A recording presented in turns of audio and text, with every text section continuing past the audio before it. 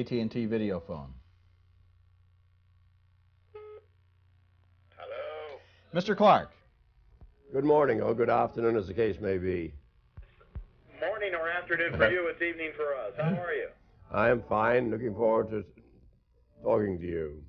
Well, you know, every parent is proud on the birthday of a child, and you must be very proud now that Hal's birthday is finally coming up so many years after 2001 was released. Well, of course, there's a problem here because he has two birthdays, one in the book and one in the movie, and I'm never quite sure which is which or why we changed. I wanted to ask you about that because in the book he was born in 1997 and in the movie he was born in 1992. And Kubrick, of course, was very insistent on that he wasn't going to be fooled for a second that the birthday was in 1997. How did that happen? I have no idea. Could have been a fluff of the actor. I just haven't any ideas whatsoever. And but obviously we've missed 92, so let's make the most of 97. Absolutely. And 97 is, of course, what you wrote in the book, and you also mention it in the notes at the end of 3001, The Final Odyssey, which is coming out this early next year, I believe. I think in February or March, yes. February, March. I got the typescript of it in the mail today. Oh, excellent. I'm very happy about it. I really think it's the best of the best of the trilogy, and I don't think any trilogy should have more than 4 volumes, so there won't be another one. I thought you were a little better at math than that. Let me ask you how you originally created Hal. We know, of course, the famous story of how Kubrick approached you and you remembered this short story that you had written called The Sentinel, but there were many, many steps between that first meeting and the screenplay and novel of 2001. And at what point did the idea of Hal begin to emerge? Well, you're ask me to dredge up memories that are overlaid by many other stratas of books and movies and things. But it all began in 64. I can't really believe the date, when I was actually moonlighting at Time Life. And incidentally, by an odd coincidence, the issue of Time that just arrived today has got a letter in it about 2001, how it anticipated the future. And Sandy contacted me. In fact, he contacted me before I went to New York to work on the Time Life Man and Space project. And we sort of brainstormed together for quite a few days. And what I did, I went through the stories I'd written, and I made a list of about 6. And said, here's some basic ideas. And I sold them all to Stanley, all 6. And the only element he used, really, was from The Sentinel, a short story about the discovery of an artifact on the moon. And then I bought back the ones he didn't use from Stanley and hoped one day I'll be able to resell them to somebody else. Now, who invented what after all this length of time, I have no idea. We were sort of bouncing ideas back and forth like a table tennis match. Certainly at that time, you were much more optimistic about the possibilities of artificial intelligence than people are today. Oh, I don't think so. Artificial intelligence is roaring along. And in fact, I've just got a fax from Jet Propulsion Laboratory, and this is rather interesting. I'll tell you what they're up to. I'm just reading from the letter from Dr. Richard Doyle, who is the head of the Autonomy Technology Program. And listen to this. We are holding in January 1997 a symposium on the topic of intelligent autonomous systems for space. Intelligent autonomous systems. Well, that's exactly what HAL was. But it hasn't really developed artificial intelligence on the timetable that was suggested by 2001. We seem to be about as far away today, don't you think, from HAL as we were then, or not? Yes. Artificial intelligence always seems about 20 years in the future. When I saw you in 1958, you were speaking at the University of Illinois in Urbana. Did that visit have anything to do with friends you had there, and did it lead to Hal being born in Urbana? Oh, very much so, because my maths professor at King's College London was George McVitie, who later went to University of Illinois And my placing Hal's birthday there was really a tribute to George, and who is dead now for many years. He was a leading cosmologist, incidentally, as well as a mathematician. And by an odd coincidence, the supercomputer center now is at Urbana. Now, whether that's a coincidence, I don't know.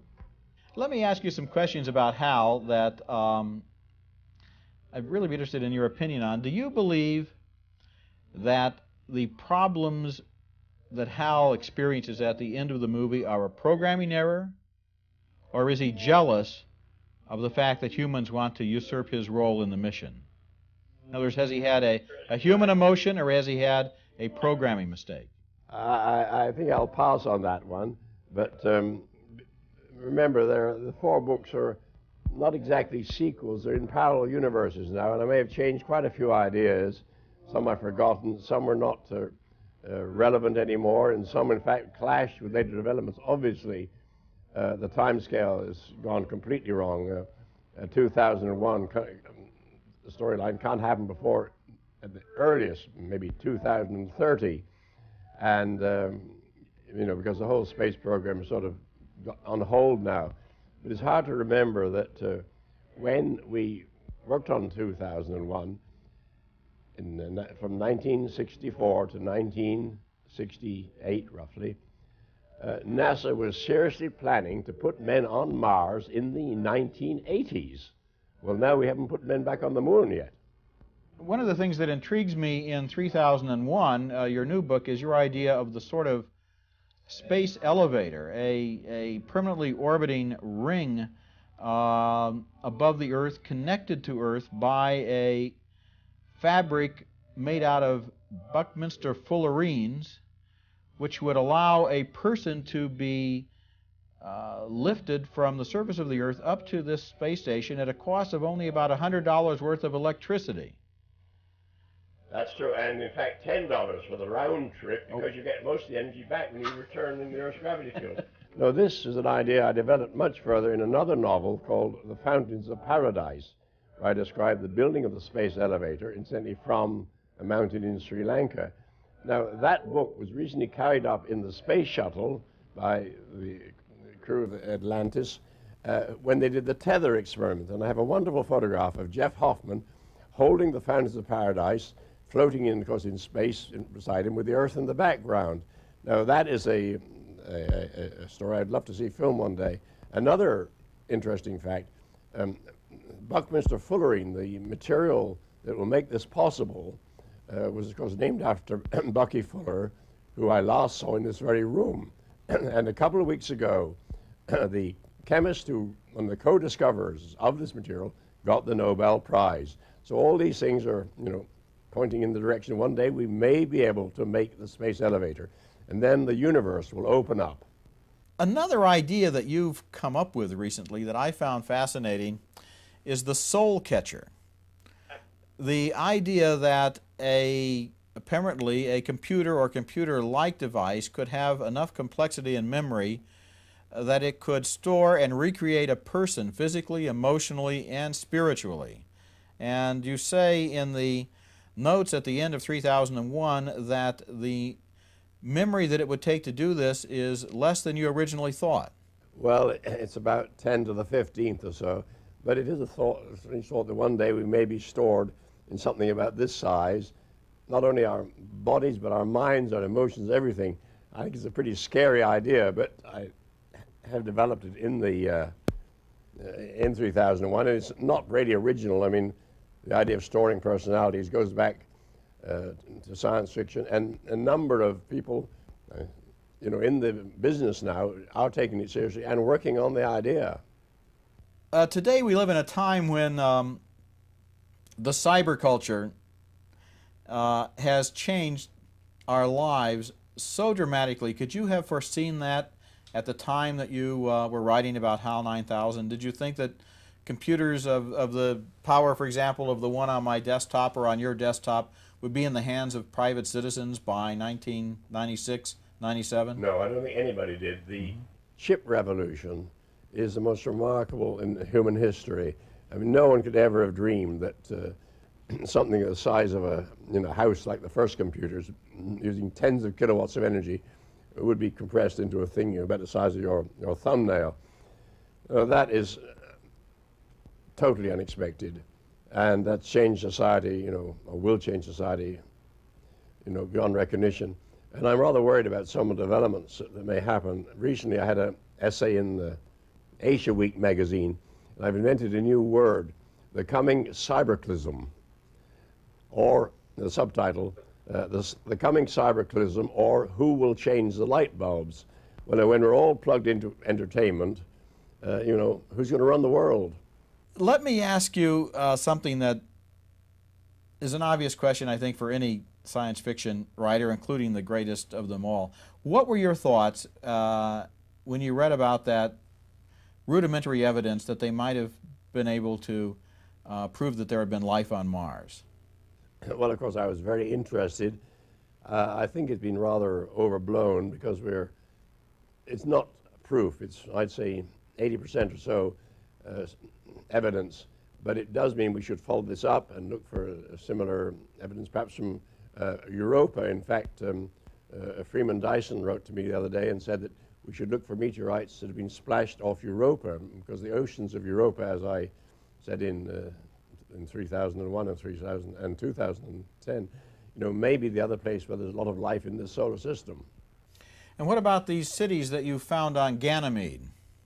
Well, the one I describe in Ganymede, if you look at the images from the Galileo spacecraft, there's some extraordinary formations there. And the one I mentioned specifically, it does look like a city. It doesn't require much imagination to see that these are city streets. The fact that they're 5 kilometers or so wide is a minor detail. Do you think that there is any scientific invention or discovery that the man or woman who came up with it would be so alarmed by that they would feel it was necessary to suppress it, or would all knowledge be useful and worth communicating in one way or another? There is one invention which I have discussed, I think, many years ago, possibly in Profiles of the Future.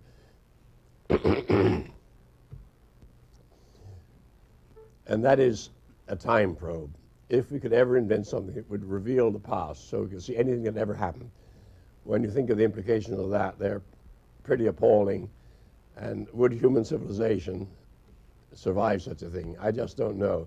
I don't think it's possible, but I can't rule it out. And if a time probe could be created, then all the mysteries, all the secrets that ever happened will all be revealed. Total transparency. And I think that's the most terrifying invention I can think of. So if you were to invent the time probe, you might want to seal up your notes or even burn them. One of the problems, of course, would be that if you did have a time probe, there would be so much time to probe that you would never live long enough to do it. It'd be a bit like the web. You've written a lot of great science fiction stories and novels. Do you think that there is one you've written that would make a great movie and you haven't been able to convince a producer or director of that? What would be your favorite unfilmed project to film?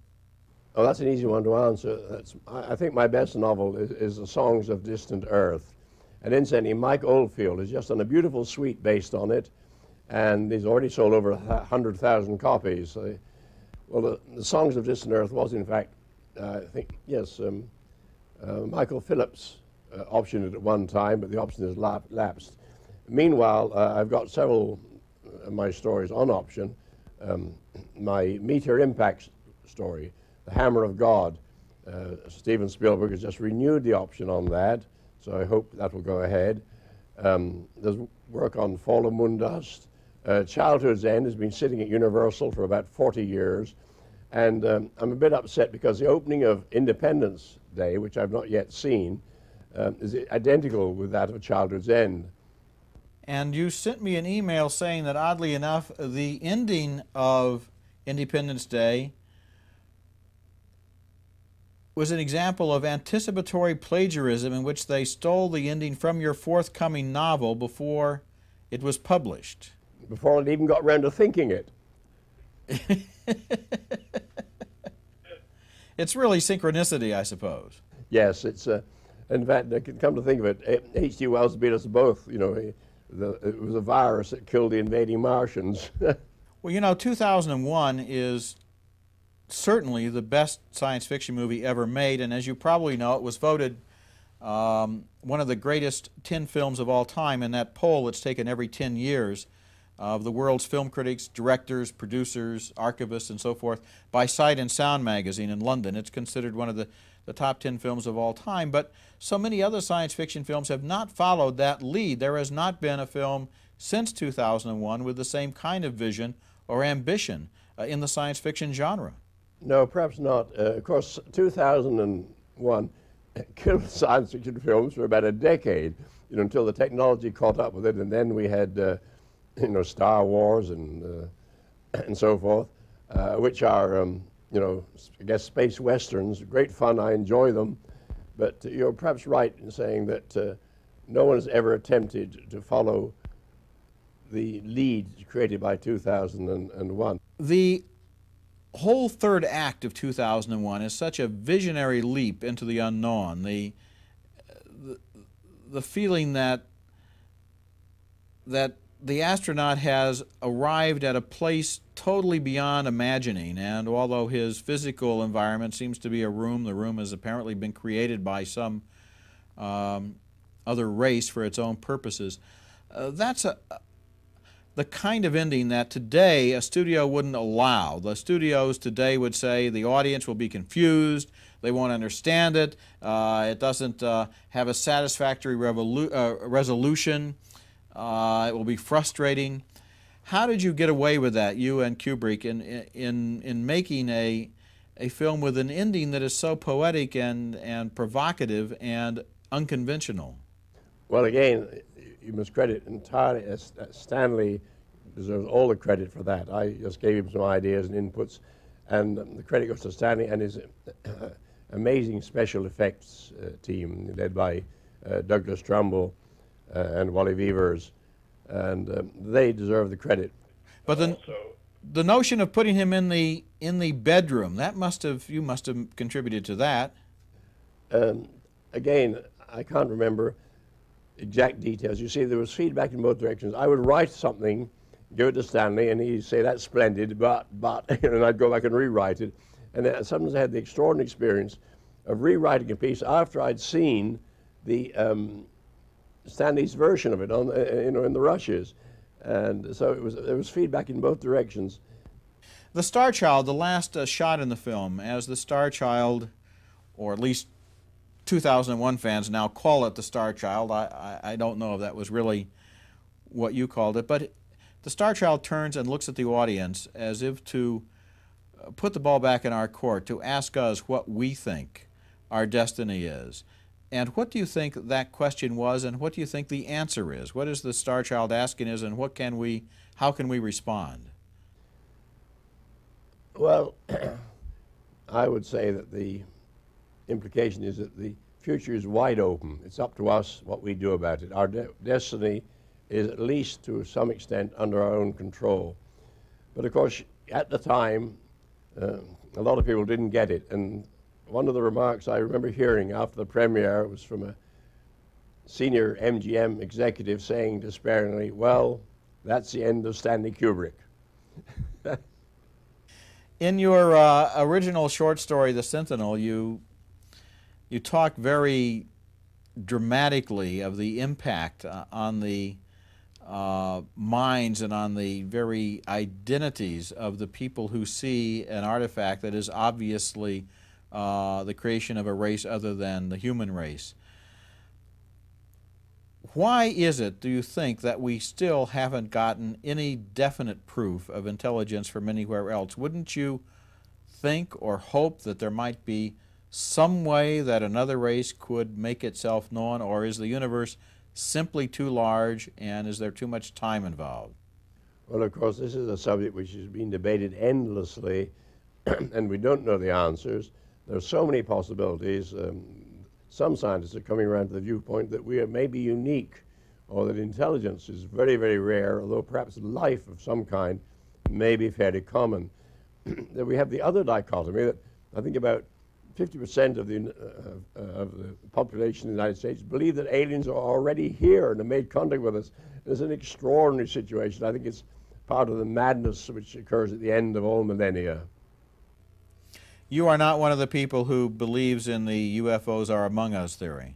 I've seen too many UFOs to take them seriously. I've seen about 6, including the best one all was Stanley Kubrick. It's all on record, and they all turned out to have very simple and often absurdly simple explanations. The one that you saw with Kubrick, how did you explain it? Okay, well, this is really incredible. You might think I'm making this up, but the very night we agreed to make 2001, we went on the roof of Stanley's penthouse, and coming up from the west was a brilliant star, rose, went right up the sky, and apparently stopped overhead. Well, our first reaction was, of course, it was an artificial satellite, but artificial satellites can't stop motionless. And then it continued on down to the east. Well, we actually got checked with the New York Times to see if there was a satellite then, and we got onto the Pentagon, and the explanation was absurd, really absurdly simple. It was a satellite. It was the Echo satellite, but there was a full moon at the time, and it's very hard to judge the movement of something vertically overhead. If it's stationary, you may think it's moving. If it's moving, you may think it's stationary. It was the Echo satellite, but by some extraordinary coincidence, the New York Times, which gave satellite crossings, didn't give that particular one that particular night. Now, you can invent all kinds of conspiracy theories out of this one, but we did see the Echo satellite. We couldn't identify it. We eventually did. The other 5 or 6 that you saw, did any of them look any more puzzling than that one? Not really.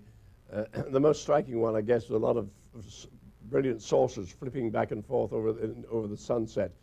And again, the explanation turned out to be ridiculous. They were seagulls. You wouldn't believe this, but birds at some angles reflect almost specularly like mirrors.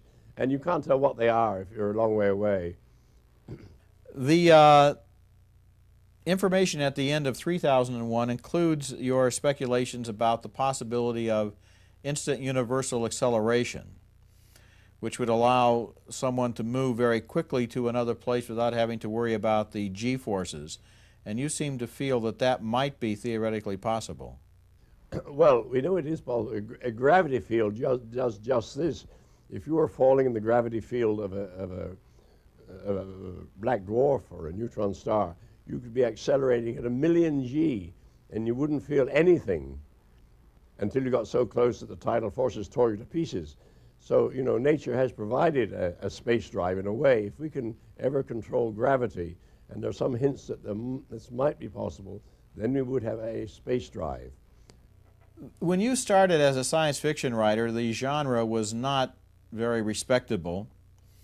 There were some good magazines. John Campbell, of course, at Astounding was trying to do some very high-level stuff, but many of the magazines were pulps on the level of thrilling wonder stories and amazing stories. Today, science fiction is a genre with bestsellers, with professors, with PhD research projects, with books of criticism, conferences, symposiums. What are your thoughts about the development of this genre, which you are certainly one of the small handful of grand masters and founding fathers of? Well, science fiction was respectable before it got a label. I mean, Wells's scientific romances, or whatever you like to call them, were quite highly regarded. And most mainstream writers seem to have written some science fiction, quite some surprising names. I mean, Rudyard Kipling, for example, who's, I think, making a bit of a comeback nowadays. He wrote stories about the future of aviation. And Melville wrote a robot story. That's not very well known. But Bruce Franklin put together a collection of such stories. And so science fiction, until Hugo Gernsback came along and launched the pulp magazines, was fairly respectable. So we don't know whether to bless or curse Hugo for making it maybe popular but less respectable. And I'm reminded of a remark made by one of my friends in the field, said, science fiction should go back to the gutter where it belongs. It was fun when we were in the gutter. Now it's getting too respectable.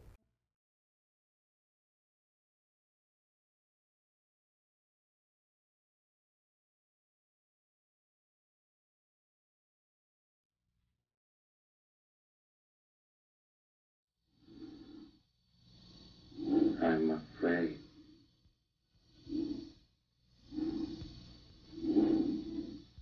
I'm afraid, Dave.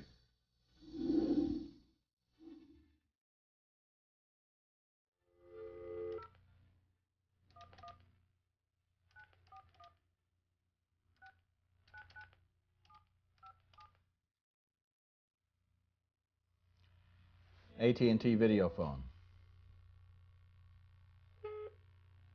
Hello? Mr. Clarke. Good morning, or good afternoon, as the case may be. Morning or afternoon for you, it's evening for us. How are you? I am fine, looking forward to talking to you.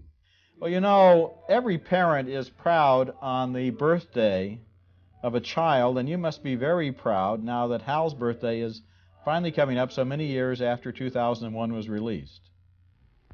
Well, of course, there's a problem here because he has two birthdays, one in the book and one in the movie, and I'm never quite sure which is which or why we changed. I wanted to ask you about that because in the book he was born in 1997 and in the movie he was born in 1992.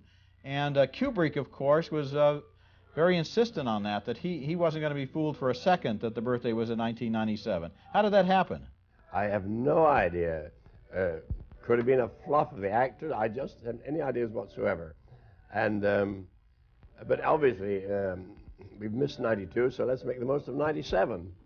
Absolutely. And 90